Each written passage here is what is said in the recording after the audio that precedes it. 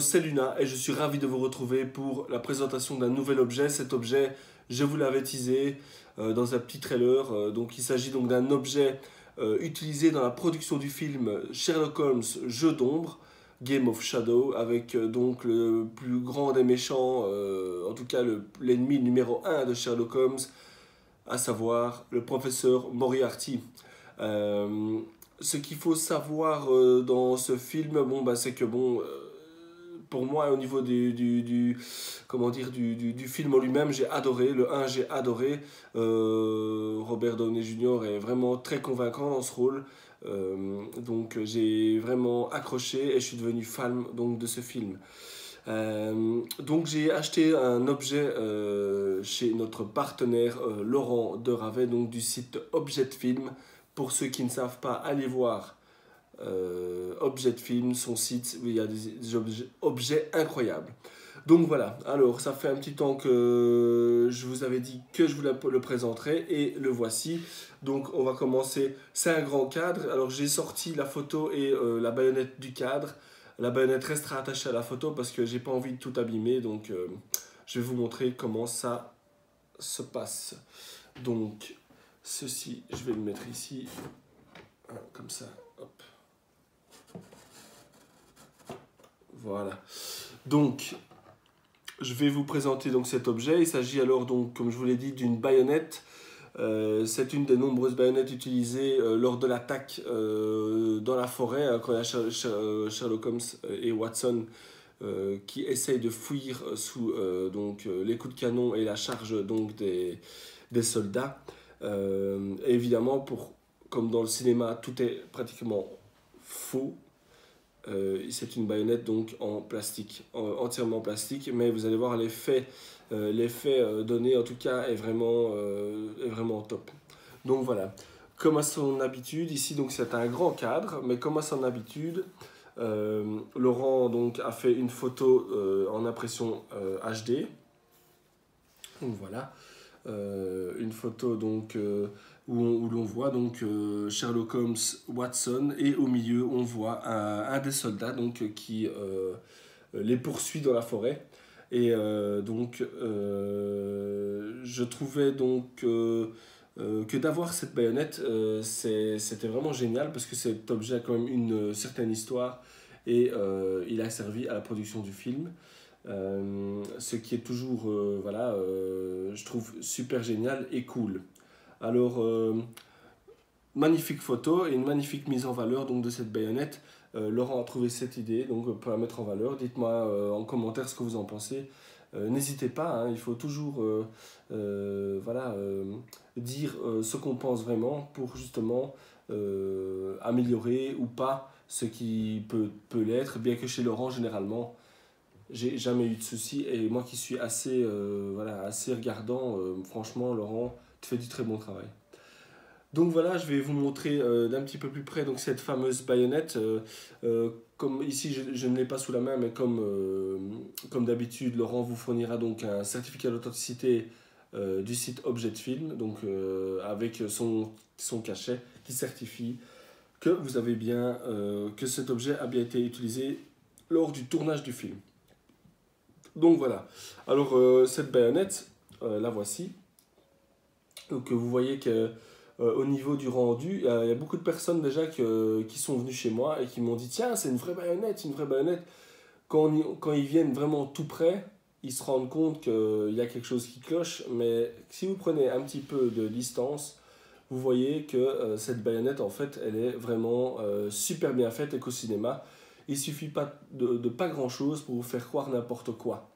Donc moi je trouve que cette baïonnette elle est vraiment très détaillée. En plus ici l'effet bois etc. c'est vraiment bien réalisé. L'effet métal sale un peu usé est superbement fait aussi. Je vous montrerai donc ici comment dire, des plans un petit peu plus proches. On va commencer donc par la poignée. Donc la poignée ici vous voyez que vous avez même un numéro dessus. Je ne sais pas exactement ce que c'est. Oui, il y a un numéro. Donc je suppose que ça c'est un des numéros donc, qui est lié à l'accessoire. Voilà, tel accessoire, tel numéro d'accessoire pour telle scène, etc. Donc ici vous avez un numéro donc, de série et alors une poignée vraiment bien réalisée au niveau du painting. C'est vraiment un effet bois. Ensuite on a donc la fameuse garde et la partie où le canon vient se loger pour l'accrocher. Donc voilà, c'est somme toute super bien fait. Ici je vois à l'intérieur, en fait j'ai l'impression que... Alors oui, c'est du plastique coulé, transparent et entièrement peint. Parce que je vois ici que c'est transparent, donc oui, ça a été entièrement peint. Donc voilà.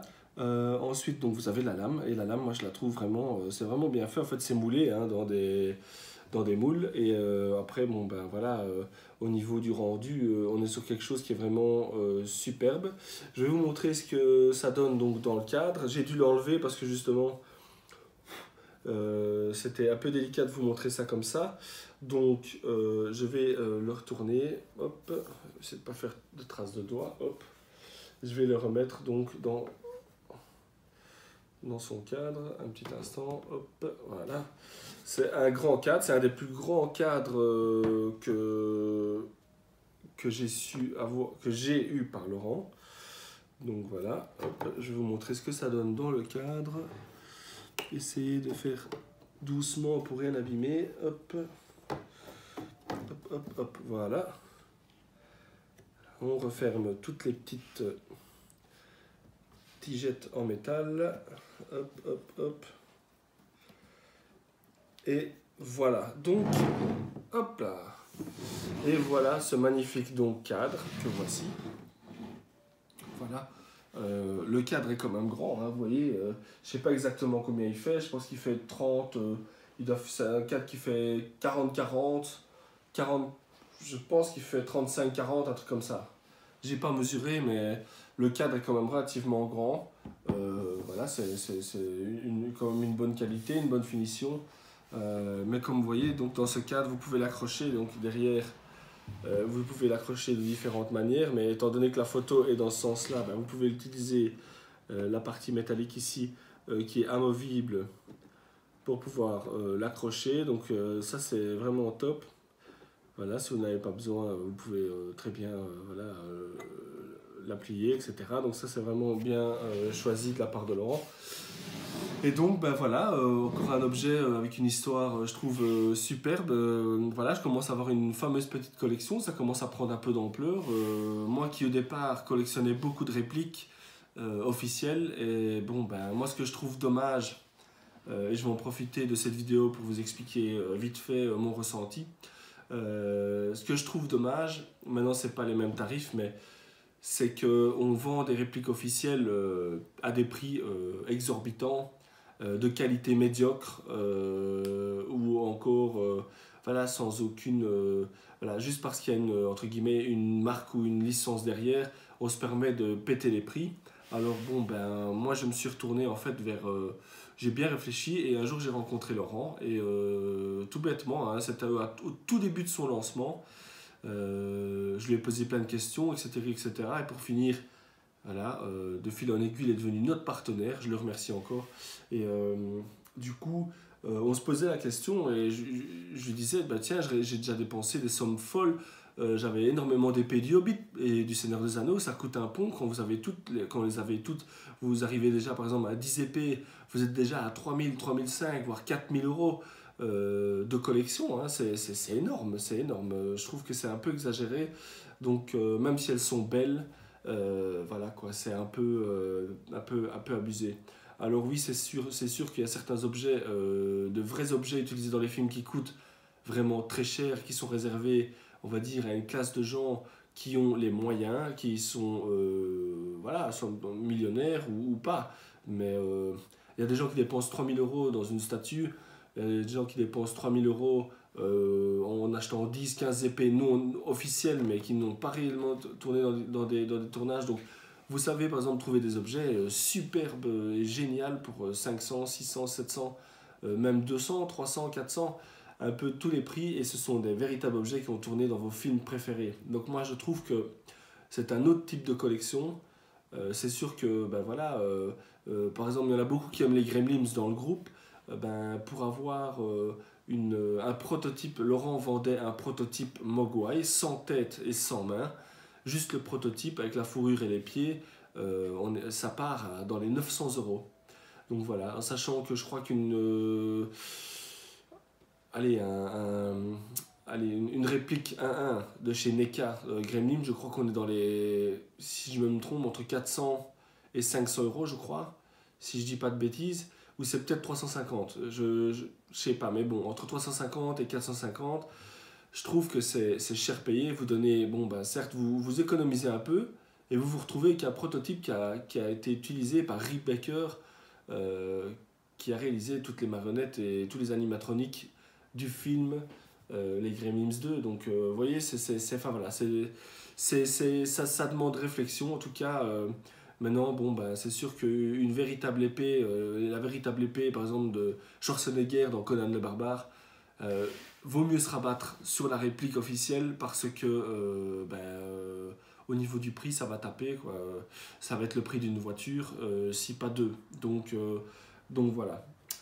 Je vais terminer donc cette vidéo avec cette magnifique baïonnette utilisée donc dans le film Sherlock Holmes Jeu d'ombre. Je suis ici actuellement en négociation et en recherche avec l'aide de Laurent parce que j'aimerais avoir des grenades, des grenades qui sont, ce sont des grenades fabriquées donc dans le film par l'armurerie de Moriarty, donc du professeur Moriarty. Donc j'aimerais bien obtenir une grenade, voire deux. Et Laurent est occupé à faire quelques recherches pour essayer de m'en trouver. Donc quand je les aurai, j'espère les avoir un jour. Et je vous les présenterai comme ça, voilà, j'aurai un beau petit lot donc, de ces films. Je vais aussi vous présenter un objet que j'avais, c'est une de mes toutes premières répliques officielles que j'ai acheté du film Les Immortels. Je vous ai fait un petit trailer là tantôt. Donc voilà, je vous présenterai ça dans le courant de la semaine, je pense.